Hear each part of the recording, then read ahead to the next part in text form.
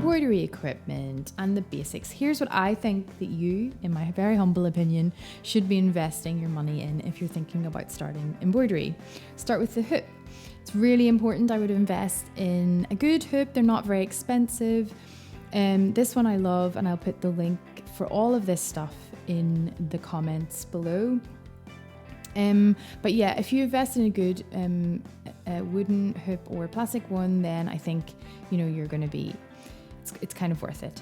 And also you need a pair of sharp, small scissors. You can get just, basic ones, or these ones are Japanese thread cutters that I got as a gift. They're really, really sharp, but they are amazing. Thank you, Darcy, for those many years ago.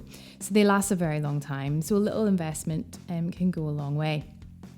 Your fabric is probably one of the most important parts of this, and I love linen. It's my favorite. So this is a beautiful piece of Irish linen, and you can just see the beautiful grains probably in it if you go really close. As you can see by the way I'm handling it here, that I am completely in love with linen. It is my favorite fabric to embroider onto. Needles are also pretty important, and I do think I'm a little bit in love with this box, but this make tulip are pretty good, and you can get various types of sizes of needles. We'll do a little bit more of that on it in a different video, but for now you can see the lovely vial that it comes in. I think it's a lovely experience opening up these needles for the first time. They're really good to use, they're really lovely, and the box is a bonus. And then onto the thread, which is obviously really important. I really love cotton embroidery, and if you're going to buy bought thread, this is the one that I would buy. You can also go with stranded cotton, which we'll do another thing. We'll do another video on threads as well.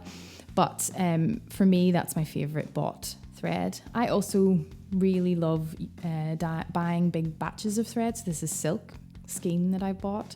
And then I'll divide it up into little dyeing pots. So this one was dyed with avocado skins and stones, and you get this really nice peachy pink colour. And then in the same dye batch, what you can do as well is add an iron mordant, which then turns it this lovely grey tone.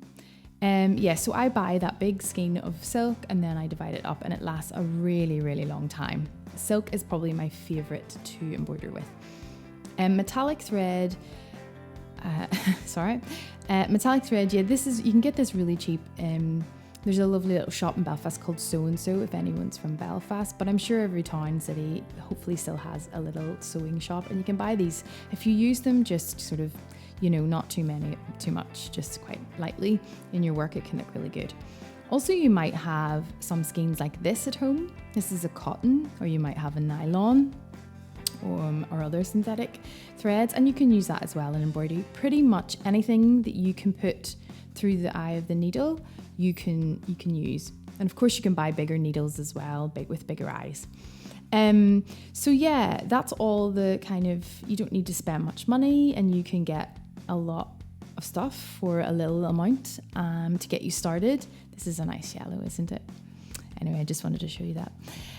So there you go. There is my kind of humble opinion of what you should have or might want to have in your embroidery kit.